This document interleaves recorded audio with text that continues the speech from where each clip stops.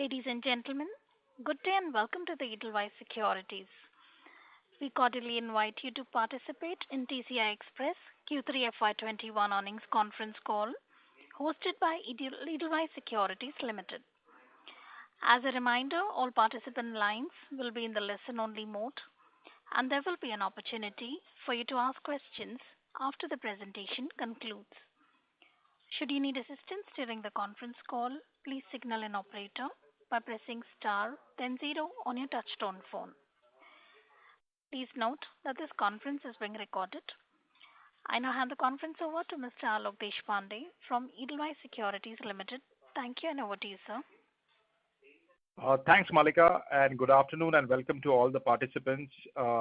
We have with us Mr. Chandra Agarwal, Managing Director of TCI Express, and Mr. Muktilal, Chief Financial Officer of TCI Express, to today discuss the Q3 FY21 results with us. Without further ado, I'm handing over the call to Mr. Chandra for his opening remarks. Chandra, please go ahead. Thank you, Alok. Good evening, everybody, and welcome to the earnings call of third quarter of financial 2021 of TCI Express Limited. As this is the first time we are interacting in 2021, I would like to start the call by wishing everyone a happy new year, and I hope you and your loved ones are staying safe and healthy. Our earning presentations have been uploaded on the website and stock exchange, and I hope that you've had a chance to review it. We will start this call with a brief discussion on industry and company's performance, and then our CFO, Mr. Mukti, will present the financial performance of the company. Continuing the trend of second quarter, third quarter of the fiscal year saw sequential recovery in terms of macroeconomic indicators. The quarter started with a strong recovery in October, with normalization in the economic activity, improved business sentiments, demand also picked up during the festive season, and MSMEs expanded their businesses and operations. However, in November, we saw contraction in production for core industry, which has dampening effect on recovery of few sectors.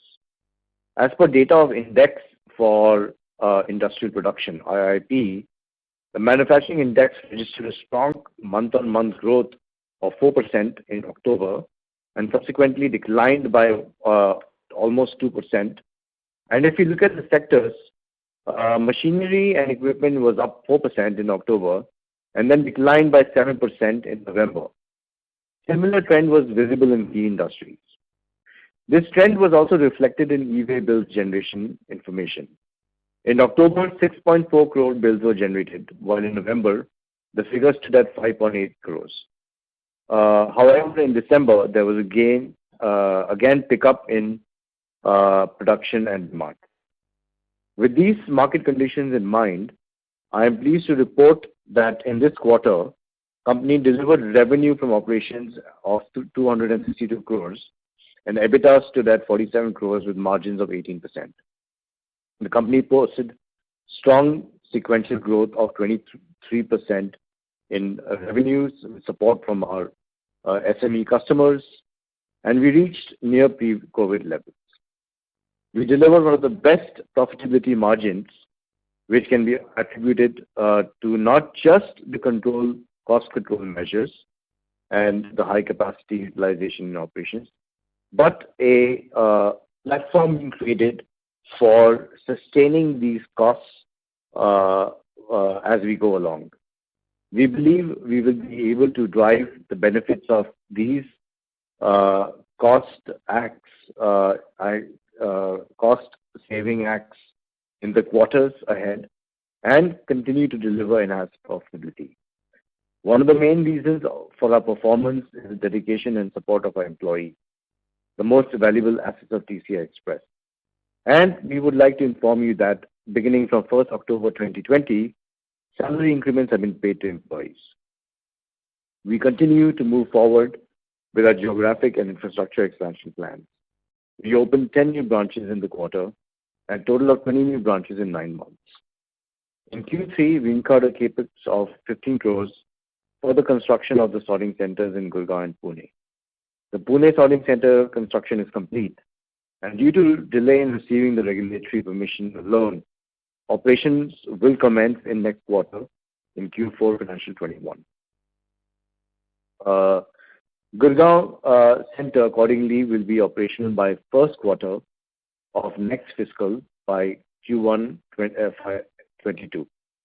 Our asset-light business model has allowed us to maintain a strong balance sheet, and cash flows were further supported by timely collection from our customers, including the SM. I would like to inform you that Board of Directors have announced interim dividend of rupees 2 per share with a payout ratio of 100% on face value and 13.2% on 9 months EPS. We have recently launched ESG profile of TCI Express on our website to transparently disclose ESG-related information. At TCI Express, a strong governance structure focusing on creating an inclusive workplace culture and implementing environmental-friendly solutions are core pillars of our business and sustainability. You can access ESG-related disclosures on our website, and we will be updating ESG profile on a regular basis, and we will keep all stakeholders fully informed at all times. Looking ahead for the industry, the increased allocation of spent on infrastructure development by government, as announced in the recent budget, and various new initiatives to promote the manufacturing sector will have a positive impact on logistics sector.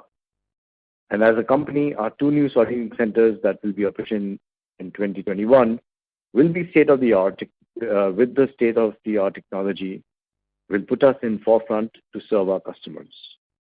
Now I would like to hand over the call to Mr. Mukti to discuss financial performance of the quarter. Thank you. Yeah, thank you, sir, and good afternoon to all of you. I will discuss key highlights of financial performance we achieved in this quarter 3. In third quarter, the momentum of sequential recovery in revenue continued, and we saw pickup in demand during October due to festive season.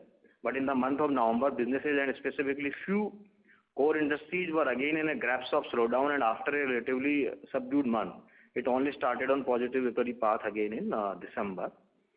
In Q3 FY 2021, our revenue from operations stood at, as mentioned by Mr. Chanda, is 262 crore rupees compared to 213 crores in previous quarter, and 268 crore rupees in the same period of last year. And the company posted a strong quarter-on-quarter growth of 23% in revenue. We are now at around pre-COVID levels. And in absolute terms, EBITDA was rupees 47 crore, and we were able to deliver strong margin level of 18%, which is all-time high in Q3, and is almost just double to what we had in a 3 or 4 year back, and compared to 16% in previous quarter. So in previous quarter, we also achieved 2% more, and 13% same period last year. Improved EBITDA margin were due to basically increase in revenue, as we have now scaled back to pre-COVID levels. And second is higher operational efficiency due to cost control measure implemented by company in recent past, and also due to various initiative taken on digitalization introduced in purchase and in process and businesses. And we also continue to maintain high capacity utilization among our fleets, which has further supported the margin levels. So net profit of the company stood at now is again all-time high of rupees 34 crore with margin of 13%. In Q3, capex of rupees 15 crore, and for 9 months total capex outlay is 41 crore rupees, which is primarily used in construction of our ongoing construction in sorting center and automation. We continue to generate strong cash flow in 9 months cash. In 9 months, cash from operations is stood at 85 crore rupees. And so in conclusion, I can say, barring a slight subdued revenue growth on a year-on basis, we had a remarkable good quarter. As we move in a new calendar year, we are optimistic about the growth prospects of our company as well as economy. As businesses recover, we plan to move forward with financial discipline and prudence by focusing on efficient working capital management, strong cash flow conversion cycle, and robust collections from the customers. So thank you very much, and we can now open for the floor for the question and answer. Over to please. Yeah. Over to Alok. Thank you very much. We will now begin the question and answer session. Anyone who wishes to ask a question may press star and one on the touchtone telephone.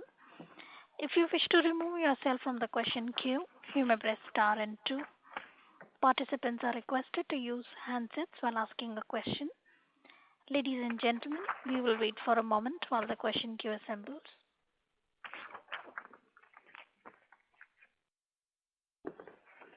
The first question is from the line of Lokesh Manik from Vallum Capital.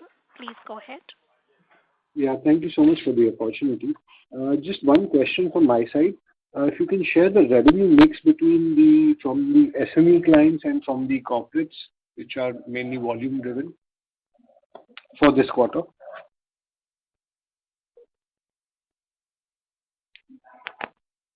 Yeah, sorry, come again, please. Yeah. I have missed your last name. Sure. The revenue mix between SMEs and corporates. Yeah. So in this quarter, we achieve almost 52% from the SME customer and 48% almost from the corporate customers. All right. And this is value-wise or volume-wise? It is basically value-wise. Volume from the SMEs, because as earlier we mentioned, realization per unit from SME is much higher than corporate. Correct. All right. That's it from my side, sir. Thank you so much. Thank you. The next question is from the line of Dipesh from Equirus. Please go ahead. Yeah, hi sir. Congrats for good results. So if you can please give the total tonnage handled this quarter and also in the 3Q last year, and what was the total capacity utilization of your vehicles, please? So tonnage in this quarter is almost 2.15 lakh ton. Okay. And last year in the same quarter was around 2.25 lakh per ton. Okay. Yeah. So, sir, we have taken a price hike in this quarter also, around 3%? Yes, around 2% we have taken the price hikes in this quarter as well. Understood. Sir, secondly, on your gross margins, which have scaled new highs this year, congrats for that. I just wanted to check two things. Has your Air Express, that is domestic plus international segment, which used to be around 9% of your revenues, has that mix changed this year? And secondly, has the distance traveled by your vehicles dropped this year, which is leading to lower costs? Not really. So ratio in Air Express is the same as what earlier one. And another thing, this travel distance is also not reduced actually, because we have the standard routes and every truck has to be ply on those routes. So it's really not reduced actually. Okay. Though so again, earlier we mentioned we increase the weight capacity and existing trucks. So that way actually we have gained the benefit here. Understood. So lastly, you've added around 220 new branches in this 9 months, and also you talked about the salary increment given to employees. But if I look at your employee cost, it is still below the pre-COVID level. So how should we think about it going forward, sir? So in Q4 it will be more or less same. And next year, yes, as a good gesture, management is thinking to give the good hikes to employees. So that may be reached to back on in 22, maybe reach on a 20 level, on FY20 levels or slightly like 2-3% higher than FY20. Understood, sir. Thank you and all the best. Yeah. Thank you. We would like to remind participants that you may press star 1 to ask a question. The next question is from the line of Kripa Shankar from Spark Capital Advisory. Please go ahead. Good afternoon and thank you for the opportunity. I had a couple of questions. First one was on the volume growth. So clearly, last quarter you had mentioned that there were addition of new clients. So can you specify as to whether the incremental volumes is coming from these new clients, or is it, or perhaps if you can, perhaps throw some light on what are the key sectors which is driving the growth and what are the key other sectors which are dragging it? Chandra sir, you would like to give answer? Yes, can you repeat the question? Sure. So what I was wondering is on the volume growth. What is driving this growth? What are the key sectors which is driving this growth? and what is dragging it? And also, what would be the contribution of new clients which were added over the last quarter? Right. So new client basis is on the, I think, at this point about 50-50 ratio. Usually, when the times are much better, it's 60-40. And this time it's about 50-50. And the sectors that have really seen an uptake is your machinery and tools, the pharmaceuticals, the auto spare parts. But the textile sector, unfortunately, hasn't really come up to the levels that one would expect. And going forward, I think with the budget announced, we would assume that we would also see that the textile sector comes up. So in general, all our verticals that has been in that we have been working with have all come back to the pre-COVID levels, except for just one or two. That's good to hear. Can you also throw some light on how has January been, and what is the outlook looking on February as well? So January it was actually was pretty much same as last year, not much difference, but obviously no improvement also. So February looks slightly better than last year. So I think it's a momentum which is building up, consumer confidence. We know that the whole year things were not going straightforward. It was up and down. Consumption is still below the pre-COVID levels. So I think all these temporary shocks, something that we are able to sustain with our asset-light model and general, every time we are able to show better profits is because of this reason.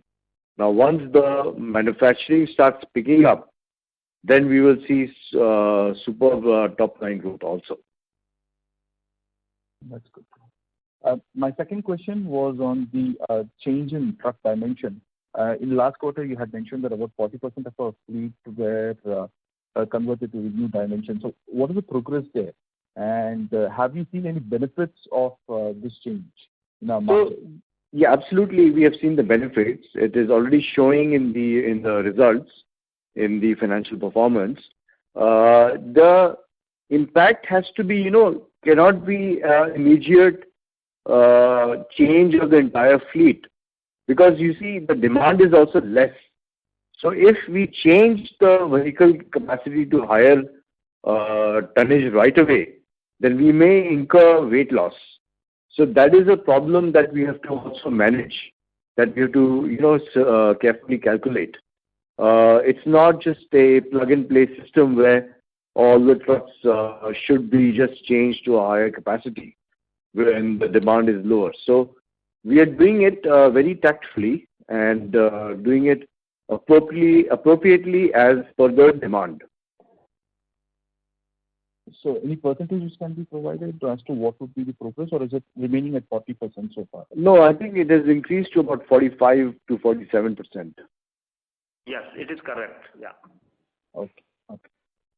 Thank you. I'll get back in the queue. Yeah. Thank you. The next question is from the line of Rishit Shah from Dhanki Securities. Please go ahead. Hello. Yes. Yeah, so good evening. So first part of the question is regarding the capex. So over the long period, we had a plan of around 400 crore capex for a period of 5 years, out of which around 240 crore is what is expected to be pending. So after this Gurgaon expansion that is happening, so what is the plan post that, basically, if you have pinned down anything? Mukti? Yeah. So on that, you rightly said, we still have to spend 240 crore rupees. And still on automation and remaining construction part, we need to be spent around 70 more crore rupees in these two centers, and the remaining part around 175 crore we have to be spent, like we are already in progressive to take the approval in Chennai and in Nagpur and in Indore. So these locations are already in pipeline, and we are also looking forward to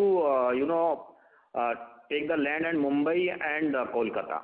So these are the pipeline projects we have for the next 2-3 years. So we are intent to spend these money in the next 2.5 years. Okay, got it, sir. Initially, maybe around, say, 1.5 years back, we had a very aspirational target for the branch count also. Expansion of branches into the tier 1 and metro cities stays say to around 1,700 to 2,000 branches.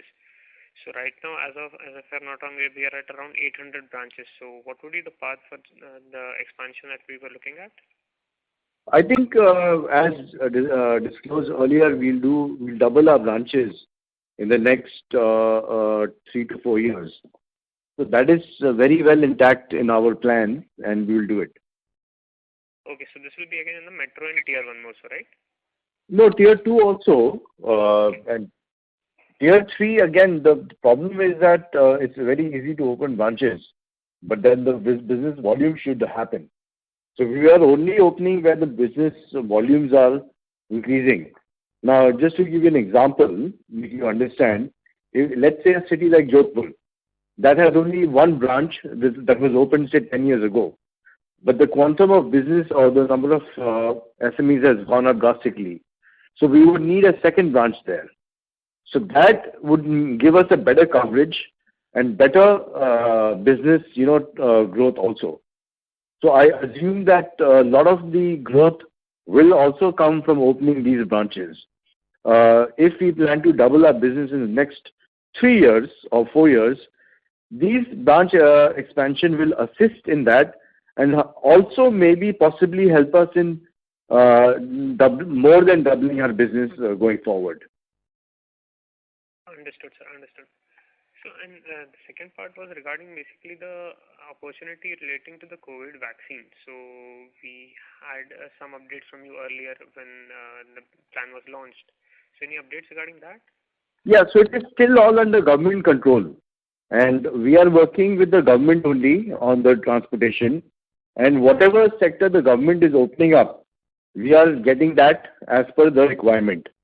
So the initial hoo-ha of all the logistics companies opening this and that and all that, I think that was pretty much very uncalled for because no one knew anything, and we also did not make noise about it because we had no idea also how it would play out. So it is still in the hands of government, and they decide the distribution based on the capability of the logistics company. So we are already doing in certain sectors in South India.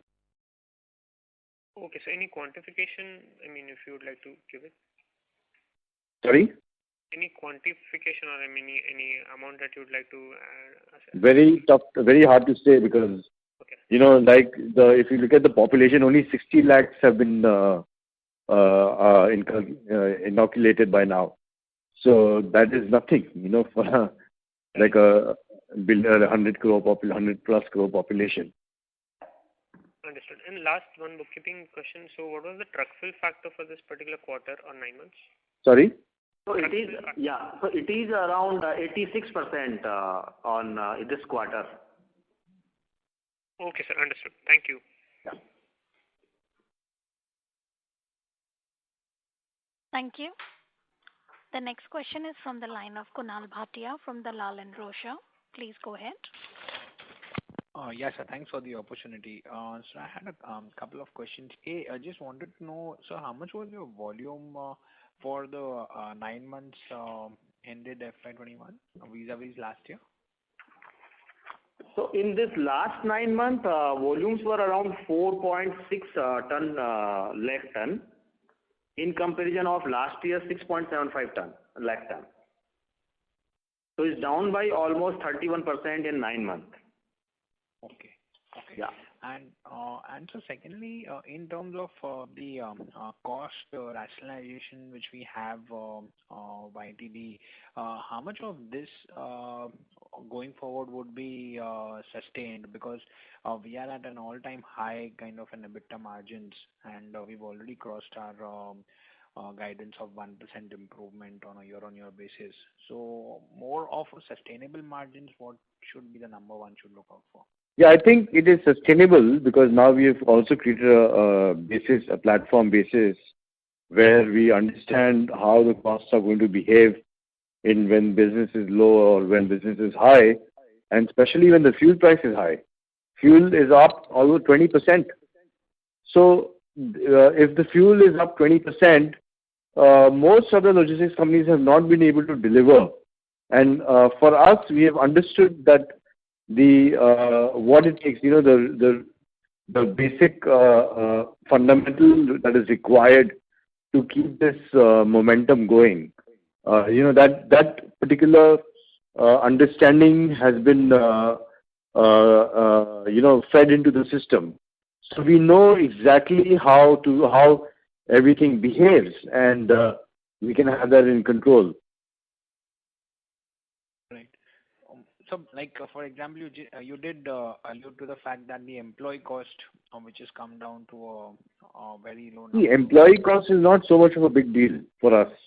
We are anyway our employee cost, if you look at the industry, if you look at the country, if you look at the companies, is not high. So that's not my bone of contention. What we have to look at is the operating costs. Our indirect costs are very, very low, even with 1,000 branches and all the offices and all that. That aspect is still one of the lowest in the country and the industry. You have to look at the operating costs, which is, see in detail as to how that will behave going forward. Mm-hmm. So we've almost reached like a 68% to sales. So we will be able to sustain that kind of operating expenses ratio. Yeah. So again, you rightly said, last year we were around 71% in average, and this year we will be finished 68%. And next year we have taken the target to reduce further by 1% at least. So that will be continue. Okay. And we finding the way how we can be just, as Mr. mentioned by Chandar, how we are finding the, how we can be keep it in control and even reduced. So we are very dynamics internally, and now we are sharpen even analysis on, even twice in a month or on even sometime on a daily basis. So this tempo will be continue for the next 4-5 years, and our ultimate target to reach around 63% or 64%. Okay. Yeah, that's good to hear. Sir, and also wanted to, you generally you do speak about the turnaround time. So how in this 9 months period, how has the turnaround time improved vis-a-vis FY20? So turnaround time has obviously been much lower, compared to last year. And the multitude of factors, like labor issue initially, and then the highways being closed and all of that. So overall, if you see, that will get impacted. But this is something which is temporary. This is not here to stay. So, if you were to give a comparative, how would we be standing as of now vis-a-vis FY20? Yeah, possibly we would be. Yes, it is slightly down over last year. So as Chandraji has mentioned, it is impacted basically due to certain reasons. Yeah, it's mentioned. Maybe only by about 15%, which is not a big deal. Even the customers understand that, a lot of issues have been happening. True. And sir, in terms of this warehouse in Pune, sorting center, you mean? Yeah, sorry, sorting center in Pune. Could you give some more details in terms of the total square footage and what kind of capex entirely spend for this sorting center? Yeah, so in square feet is around 1.5 lakh square feet. And total capex would be, there is two kind of capex. One is construction and another one is automation. Right. So these two type of costs would be there. So construction is around 25 crore rupees, and then on automation we will be spent around 15 to 20 crore rupees on that center. Okay. And so now. Sorry to interrupt, Mr. Bhatia. Sir, I would request you to rejoin the queue for follow-up questions. We have several participants waiting for the turn. No problem. Thank you. The next question is from the line of Sameer Chaglani from Edelweiss Securities. Please go ahead. Hi, sir. Thank you for taking my question.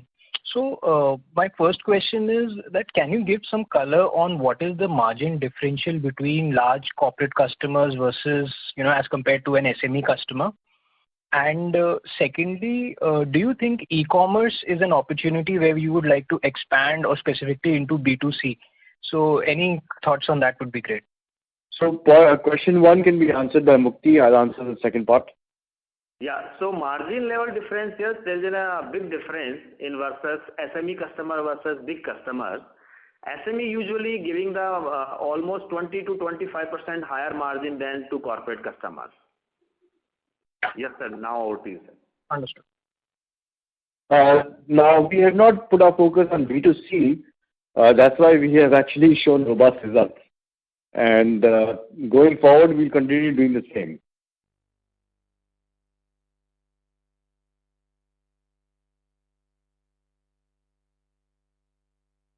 Mr. Chaglani, your question is answered.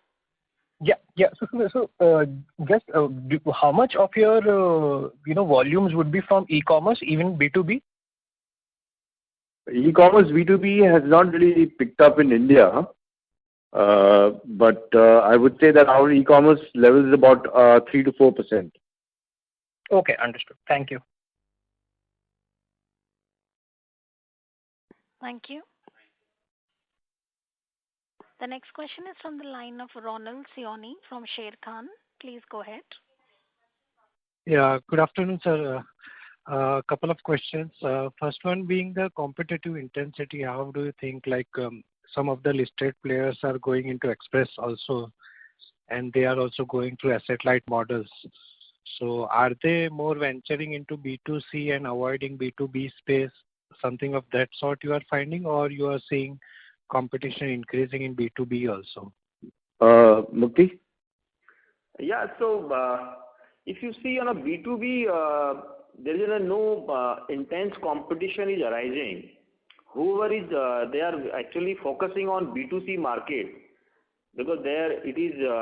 So if you see B2B and B2C, there is a operation is completely different. Cargo size, if you see packet side, or is a delivery locations or pickup locations. So everything is different, and they are basically focusing on B2C as not the B2B. Okay. So the same level of competition exists as prior. Yeah. There's no increase in competition levels. Yes, correct. Second thing is, sir, any specific sectors you are inclined towards in the space, like you said, machinery tools, pharma, auto are doing good. So, and textiles. So any of these sectors, one or two odd sectors which are, comprises more towards your revenue? Yeah, Chandra sir, please. So we have also telecom equipment, and then, there are many verticals that we are doing. There is also like paints. I'll have to see the list, and as per the list, what we get, 1 second, I'll just pull that up. No, sir, only the sector which, contributes the highest. The one or two major sectors which are, core of TCI. So that would be what I mentioned. These 3-4 sectors are the core. Yes. Sectors. Okay. But then we don't have more than 10% in these sectors, huh? So no sector concentration. Correct. The last one is, sir, you also mentioned in this presentation that there were some issues with respect to government policies in few states. So are you relating it to the farmer strike, or is there some other issues in some states? And what kind of impact has there been due to the farmer strike? Mukti? Yeah, so farmers impact, yes, it is slight impact is there, and thereby just turnaround time of trucks slightly increase in, in north part of India. As we are, working across India and delivering the material crisscross to across India, so that is a slightly impact, but no major impact you can see on the results also. So revenue is intact, everything is okay. So there is no any other kind of issue in other states. This was the only thing which you had mentioned. Yeah, initially, see, last year there was floods and all that, and so I think we're fortunate nothing happened this year. In the beginning of this COVID year, we had some altercations in the border. But then anyway, everything was shut. There was nothing moving. So not much, changes in the country this year. Thank you very much, sir. Thank you. Thank you. The next question is from the line of Arjun Singh, an individual investor. Please go ahead. Hi, am I audible? Yes. Yeah, hi. Thank you for the opportunity and congratulations to you, sir, on delivering fantastic results. I just had one question on, you mentioned different weight dimensions that you've incorporated in the trucks have actually helped you in these gross margins. Could you just elaborate what exactly are we doing with these different weight dimensions? And I'm assuming your vendors have been receptive in your suggestions to increase these weight dimensions, or how does that work? Yeah, Mukti? Yeah, so it is basically, it is as you may be aware, government has allowed to increase the axle load in existing trucks. And being a containerized movement company, because everything our material has to be moved in a container, so we were not able to take that benefit because government has not given the rules clearly for increase the height or width of this containers on our trucks, or this is an outsourced truck. So subsequently they allowed to increase the size of that container. So we are continuously in discussion with vendors, and wherever we find a win-win situation where we have increased the size. As we mentioned, it is almost already reached to level of 45%. And wherever we need in the future, because we again can't be add on a one go, then it will be over capacity available here. So once we will be getting the revenues there, we will be put into again this capacity wherever we need it. And that benefit will be again continue to come to company. Understood. And just a follow-up, is there any quantitative difference or quantitative, can you justify or tell me like how much percentage increase or how much percentage improvement in your gross margin would be because of these? And let's say the share of increases from 40% to 50%, how much further improvement in gross margin can we see? Yeah, so it is, if you see gross margin in this quarter is almost improved 3% or 3-4%. So we, out of that you can say, we can be this contributed by at least 1% by this mechanism. Okay, so, and you mentioned that over the last quarter, you were at 40%, which has improved 45%. So 5% increase in your trucks, which with higher loads is contributing to around 1% increase in gross margin. Yeah. Okay. Thank you very much. Thank you. Thank you. The next question is from the line of Kaushal Shah from Dhanki Securities. Please go ahead. Yeah, thank you, sir, for the opportunity. So I just wanted to know your thoughts on the ongoing capex exercise, and Mukti sir's mentioned a little while back that an additional 70-80 crores will be spent. So if I kind of rewind back, one of the key strategy of TCI was being a low asset company, utilizing capital very, very efficiently. Now that we are adding, we've already added, let's say about roughly 160-200 crores. We're going to add another 240 crores, maybe another 50-70 crores, what Mukti sir was talking about. How do you see our asset turns improving because of that, or our margins improving because of that? And your thoughts on this entire process of investing in centers rather than leasing them out or something like that? Yeah. So here actually you don't need to be seen isolation of these capex plan. These are basically is a fundamental for my overall operation across India. So we are seeing what kind of incremental capex we are doing, or what we are generating as incremental profits also. So if you see, we will be keep maintaining the same kind of ROC, and this is actually fundamentally required to, convert our manual operation to automation. And for that, we need our control everywhere. And location is also very, very important. So many times we, said that location for our operation is very important. That's why we want to be our control. And now is norms, environmental norms, various regulatory, requirements are very, very high. That's why, because these are the backbone of the complete operation, and we are not going to convert everything. We just want to be convert at least half of this sorting center, which is right now is 28 in numbers, and we have almost 8 is already in our own one, and remaining 7, 8 we want to be convert further. These are under process. So that is actually our strategy. So, sir, any impact that you see or any number, any, quantifiable estimate that you can see where we can, kind of put a number to the investment, in the sense that can we put an asset turn number on this, or maybe a tangible improvement in our EBITDA margin once, this next 2 years or so, once we have done this exercise?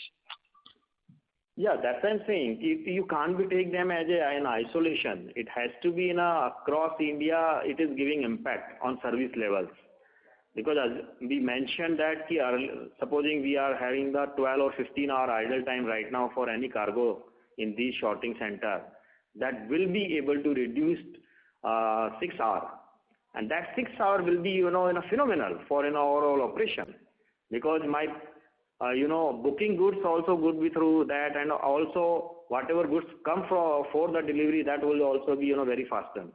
So ultimately, what targeting we are, now my this gross margin level are 32%, and next our target is going to 35%, and these center will be helping that to achieve these targets. Okay, so can we say that 3% improvement is likely purely because of this exercise? No. I am just saying everything. So in isolation, I can't be quantified it. Right, but what you're saying is that the throughput will improve. Yes, correct. Service to customer would improve. Faster deliveries to customer would be improving. We can take on more business. Turnaround will be faster. Everything will be, customer now, if he gets some material in say 4 days, possibly he can get it in 2.5 days, which would mean more business. So it's kind of hard to really quantify, as Mukti was saying. Most logistics companies, for them, assets is the number of trucks that they have. And here we don't own a single truck. So from that point of view, it's asset light also. Understood, sir. Right. Thank you. Thank you. We would like to remind participants that you may press star 1 to ask a question. The next question is from the line of Preet from Wealth Finvisor. Please go ahead. Yeah, I think very good numbers. So one aspect that I wanted a little bit more insight on was related to what the company would do to gain more market share. And I think, Chandra, maybe in the past you had alluded to maybe having more vertical heads, that would try to get some more business, specific verticals. Can you share any update on that, or any other strategy that you have in place? So vertical heads is a very small aspect, how you can actually increase the business. One of the key fundamentals of increasing logistics business is having more locations. So our continuous, approach to opening branches is what will really help in, since we are pretty much, we know the art of opening branches. We know that going forward, this will be a very big impetus to business growth. The vertical heads then would just be a little small, picture in the big painting. We have to look at the different products that we have launched, that I will talk about in Q4. So I think where there will be integration, of all the products, from one office can sell 5 products, is selling 5 products, is where the real growth aspect will come from. That I will speak more in Q4. Okay. That looks very exciting. The other question, Chandra, I wanted to get your sense is that there has been, all these startup companies, say like Delivery and some of the other ones, now have started becoming EBITDA positive. So after burning a lot of cash, they have now stabilized their operations. And I think this last year, because of COVID, I think a lot of movement happened through the e-com route. Now they have started announcing plans to service the B2B networks also. So alongside their B2C networks, and to also address the B2B. Now, how do you assess that? How do you see that? Do you feel the hit on the ground? Do you see any customers moving away from you guys to them?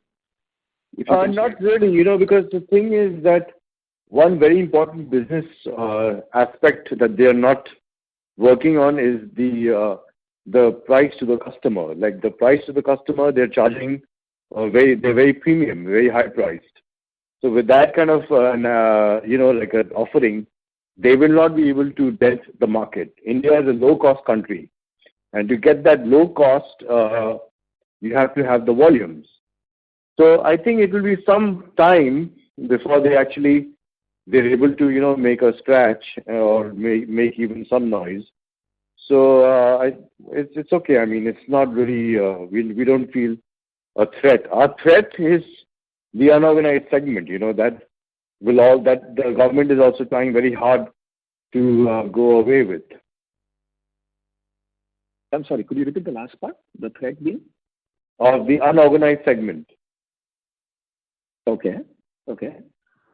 Unorganized segment, what they do is they buy a truck and they help the manufacturers evade taxes under invoice, and they call themselves express companies, and they also evade GST. So these are the bigger threat to the country and organized players like us. Right. Got you. Okay. Thank you. Thank you. Thank you. The next question is from the line of Krupa Shankar from Spark Capital Advisory. Please go ahead. Thank you for the follow-up. Continuing on that unorganized segment, I just wanted to check. We are hearing that a lot of unorganized players were not able to fly during this last 9-month period. So would it be safe to assume that some bit of volumes which were originally going to unorganized has come to us? It's very hard to say that because the real business growth that that can define if that transition has happened has not really happened. So when we see higher growth is when we will be able to calculate. When we see that from the existing customer, a larger chunk is coming to us. Already, it is now at 50-50 new customers versus existing customers. But when we see existing customers go up to 60 or 70% level, is when we can safely calculate that the unorganized segment is shifting to us. So I think that will start happening next year.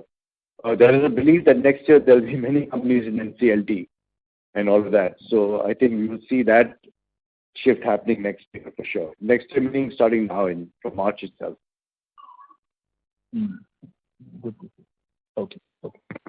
So second question was on truck fill factor. Can you specify, Mukti, what was the truck fill factor last year same quarter and last quarter? Yeah, so last quarter is around 85% in last quarter, and last year is also same kind of 85%. I'm sorry, in 2Q it was 85%? Yeah, 85. In Q2, I am talking about just Q2, it was around 85 and half. And okay. Last year is 85, and in this quarter is around 86%. Thank you. All the best. That's it from me. Thank you. Thank you. The next question is from the line of Arjun Singh, an individual investor. Please go ahead.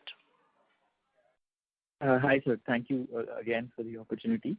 So just on this point about doing capex for our own sorting centers and investing in land also, do you not see that this will actually save us in rentals going forward? Sorry, can you repeat again, please?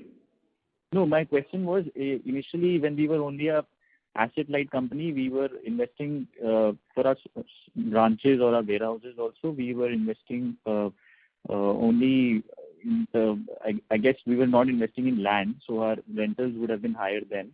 No, we were investing in land also because we buy the land which is 40, 50 kilometers away. So it's like very low throwaway price, very low price. Logistics, logistics companies that invest in prime land, warehouse and all that will never make money in their lifetime. It has to be really, really low cost. Okay. So just from my understanding, we were not investing in land. We were investing in land earlier also, and we continue to do so for our big sorting. Only for the main major centers, like the top cities like Bombay, Delhi and all that. Understood. So our overall rental percentage share should be similar to historically. This new capex will not change that much. Yes, true. Will not be changed, yeah. It will be continued. Okay. All right. Okay. Thanks.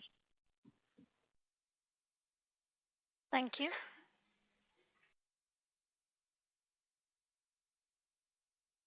The next question is from the line of Dinesh Pathak from Goldman Sachs. Please go ahead.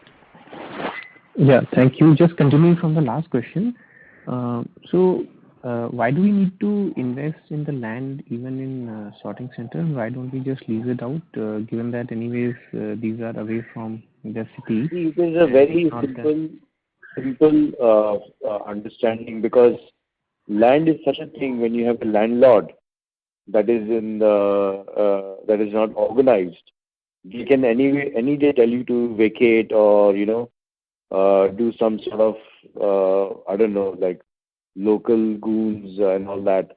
So this is India, so we have to ensure that the operations doesn't get disrupted. A lot of logistics companies that do that have faced that problem, but we as a group since 65 years, we have never faced a problem like that, because we know that the main centers have to be under our control. It safeguards from any sort of uneventuality that might happen. Okay, but just from my understanding, it's not that the clients know. It's not like a client-facing outlet.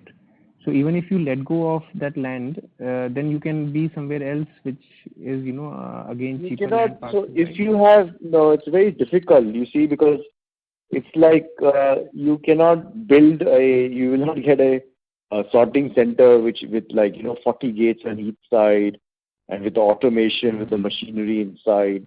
You cannot just pick it up and put it somewhere else. So I think it may sound it may sound easy just to do that, but availability is not there. This is not the West. In India, it's godowns what you get. So we are not operating godowns here. And sorting centers are a different animal altogether. And for that, you need to have that certain right, calculation of the height of the platform and height of the ceiling and fire prevention and, all of that. So distance from the highway, a lot of factors which matter. Right. No, that is helpful. I think the practicality is what you're facing, so that is why you're deciding to do that. One other question. We're doing it for 65 years now, so we know it.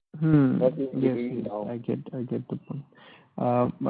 This business that other 3PL companies do of managing other people's fulfillment centers, especially e-commerce, that business you don't do in TCI Express. Do you do it in TCI? We don't. We are customer facing. We don't do any of that 3PL and all that low margin business. But does your other company TCI, does it do that, or they also don't do that? They do that, but on a very small scale. Okay. All right. Thank you. Thank you.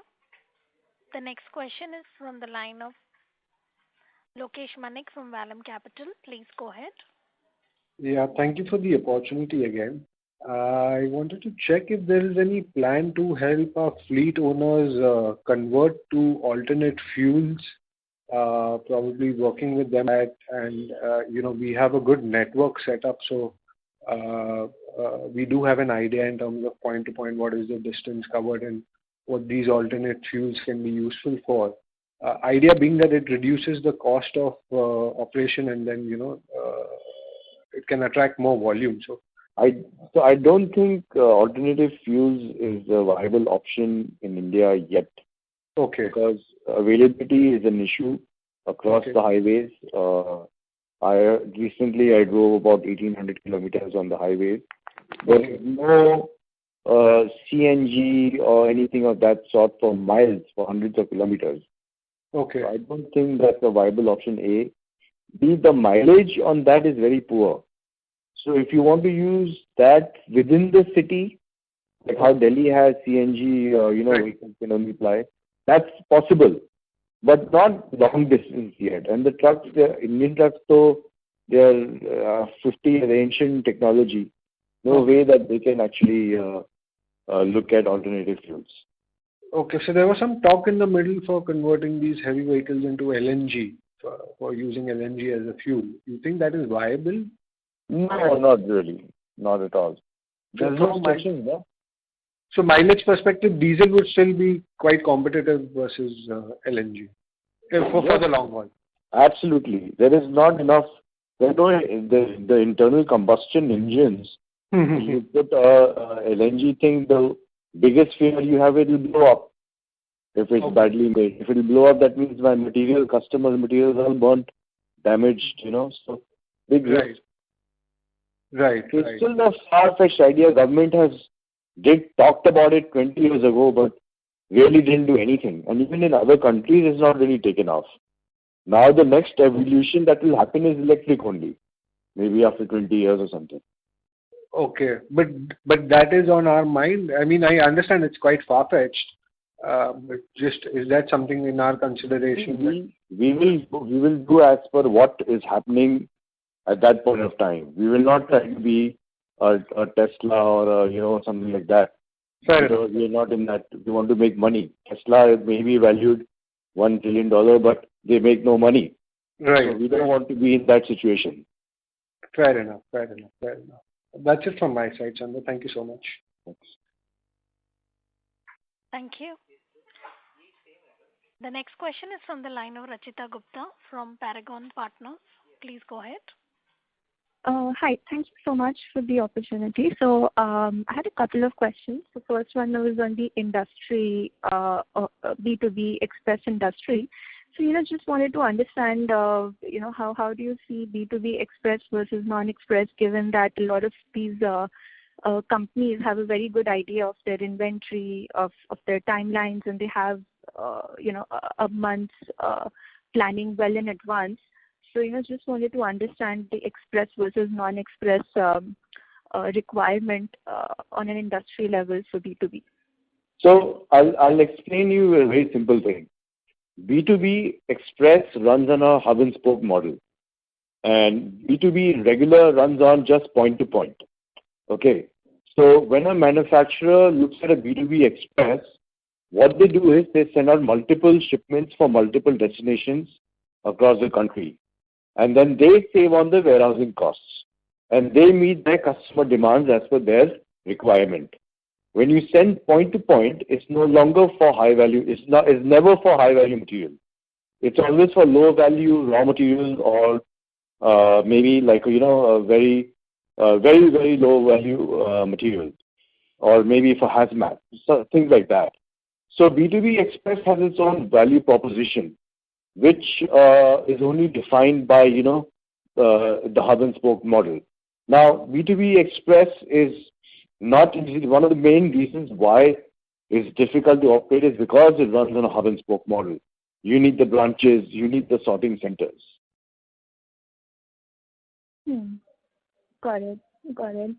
And could you please give me some numbers on a split of the revenues between e-com and the B2B Express and the Air Express? Mukti? revenue this quarter versus probably last year? Yeah. So you talk about you need for our company? Right. Yeah. So in if you see our composition of revenue is almost 8% on air side, air express, almost 4% on e-commerce, and remaining on surface side.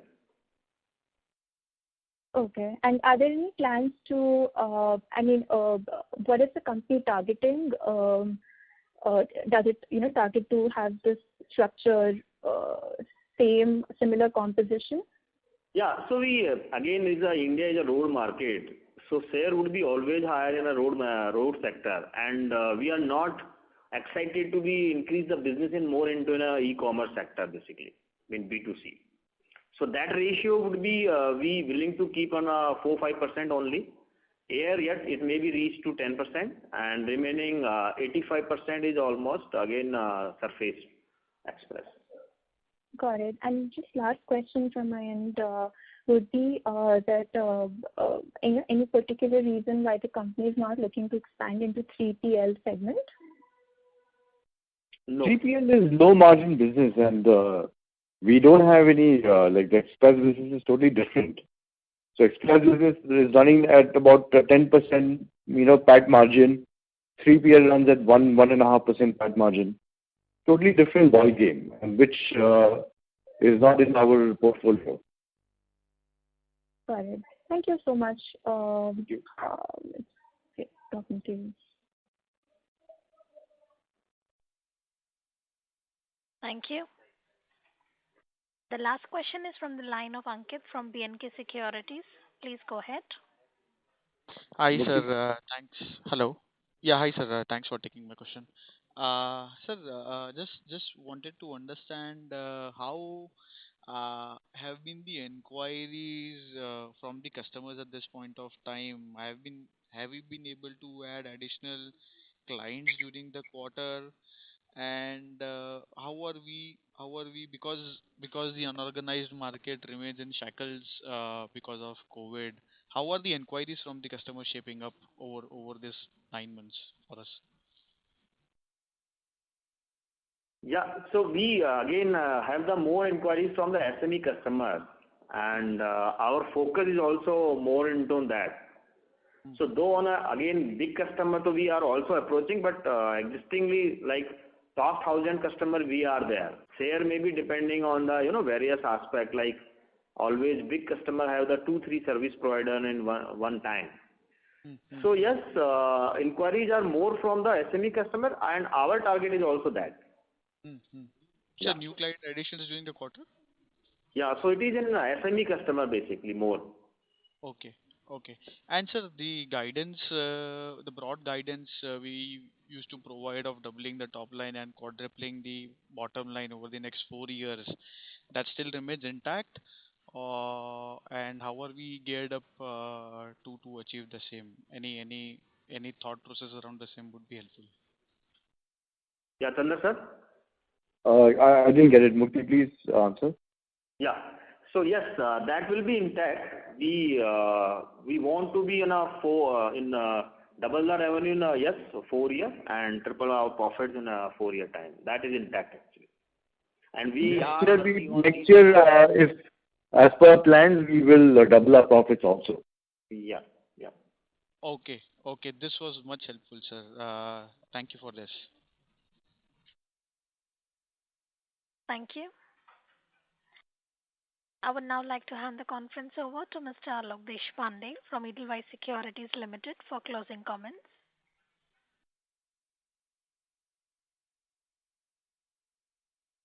Yeah. So thank you, Chandra sir. Thank you, Mukti sir, for taking out time to do this call with us. And I also thank all the participants who participated with some very interesting questions. I think there are some few questions remaining, but because of lack of time, we couldn't take all of those. Please feel free to reach out to Mr. Mukti Lal for those questions and queries. Thank you again. And Chandra, any closing remarks from your side? I must thank everybody, every participant for listening us out. We strive to be the number one express delivery company in India and number one logistics company in India, fulfilling all our customers' delivery needs and our shareholder aspirations. Thank you very much. Thank you, Chandra. Malika, we can close the call. Thank you, sir. On Thank you. behalf of Edelweiss Securities Limited, that concludes this conference. Thank you for joining us, and you may now disconnect your line.